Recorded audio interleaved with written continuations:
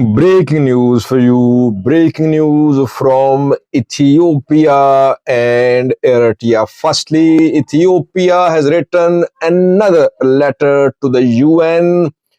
Ethiopia is threatening to take action against Eritrea. Second letter written by the Ethiopian government. Secondly, what is happening in Gashina town, tensions there, military mobilization happening, main roads leading to Gashina being cut off, are Fano fighters advancing toward this strategic place. Details for you in this video.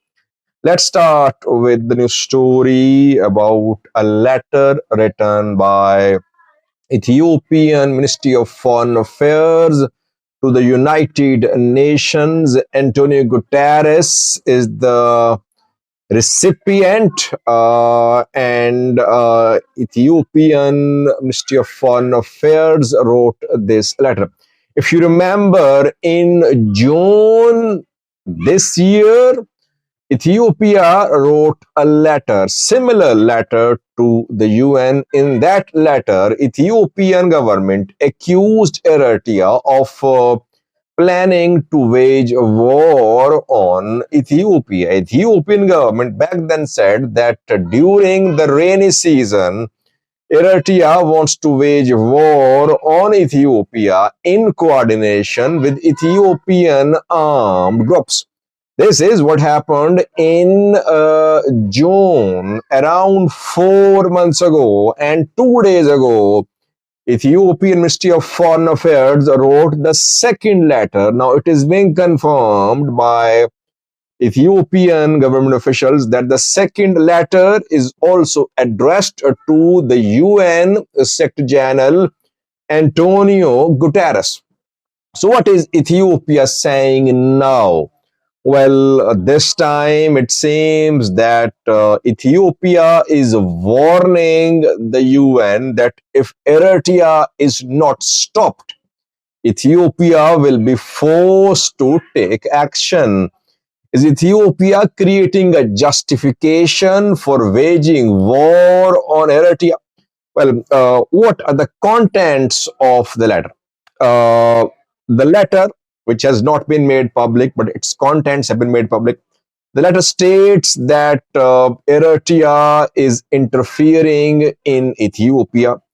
Eritrea is collaborating with Tigray People Liberation Front and armed groups. And Eritrea is destabilizing Ethiopia. Eritrea is colluding with TPLF to undermine the implementation of the Pretoria Agreement, and the actions of the Eritrean regime are a threat to Ethiopian sovereignty and territorial integrity. The letter is full of accusations against Eritrea. Eritrea for years has been creating instability in Ethiopia, and international community must take notice of what Eritrea is doing. Otherwise, Ethiopia will be forced to take action in accordance with law. Legally, Ethiopia has the right to respond because its existence, its sovereignty, its territorial integrity are in danger because of the actions taken by the Eritrean government. Well, now, I think the Fano's offensive in Wollo, North Wollo, South Wollo, is the main reason behind this letter written by the Ethiopian government. I said on day one, I don't want to repeat, but from day one I've been saying that offensive in Wollo was a joint offensive by Fano, Eritrea and TPLF. Yes, Eritrea is not on the ground, but it is planning, it is executing the plan, it is providing support to Fano fighters. Tigray fighters were there too. I said Eritrea has fired the first shot when Eritrea-backed Fano carried out a major attack on military in Wollo. Military suffered losses. ENDF, Ethiopian military, suffered losses. Military is set to start a counter-attack. Now, before the start of counterattack by the Ethiopian side, Ethiopia is intimating the international community that basically Eritrea is firing the first shot, and Ethiopia will be forced to make counter moves to protect its sovereignty. Later, the confirmation that Ethiopian military suffered losses in Wollo. Yes, Eritrea is interfering in Ethiopia, no doubt about that. But Ethiopia is trying to interfere in Eritrea too. Ethiopia wants access to Assab. All day, Ethiopian officials say that Assab is historically part of Ethiopia, that no one can stop Ethiopia from gaining access to Assab. That Eritrea sees as a violation of its sovereignty and territorial integrity. Ethiopia is training and arming Eritrean opposition fighters groups. So these groups have not been able to penetrate Eritrea.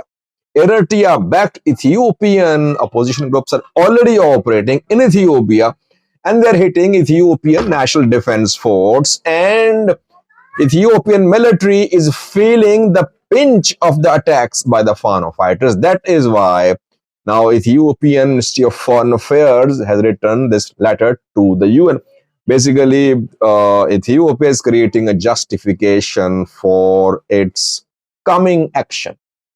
Which action, we don't know, but it's aimed that Ethiopian government is planning to launch a multi-pronged attack. In last night's live chat, I said it could be two-pronged attack on Fano and TPLF, but let's see.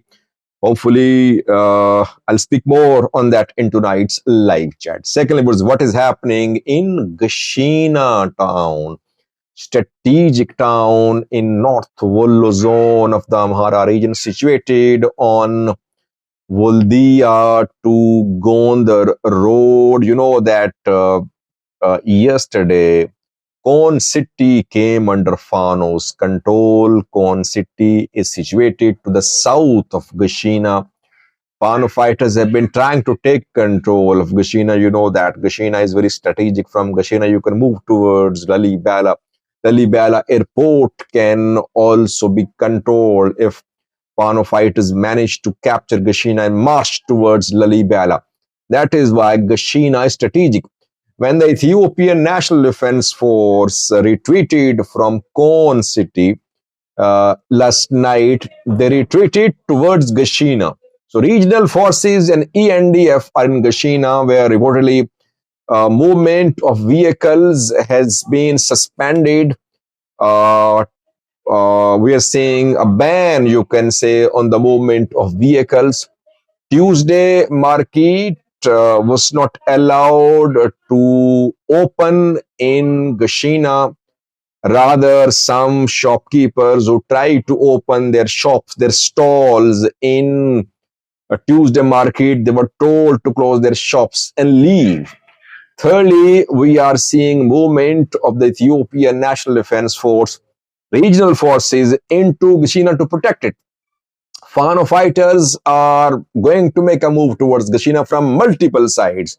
They are in Kon. From Kon, they can move to the north towards Gashina. In the outskirts of Voldia, they have been in Sanka and Gidan. From there, they can move in western side towards Gashina. Thirdly, they are based to the west of Gashina too, and from there too, they can make a move towards Gashina. So a multi-pronged attack on Gashina by Fano is expected. Ethiopian military knows that. Regional forces know that. That is why they are beefing up their presence in Gashina. They're trying to fight Fano outside Gashina. They don't want Fano to enter Gashina. That is why there is tension in the city. Residents are scared. They have been now confined, you can say, in the city. They are being told to stay indoors. Is Fano going to enter Gashina? I think it will be clear in coming hours that Fano fighters could make a move from multiple sides towards Gashina city. Let's see what happens. Thank you for watching.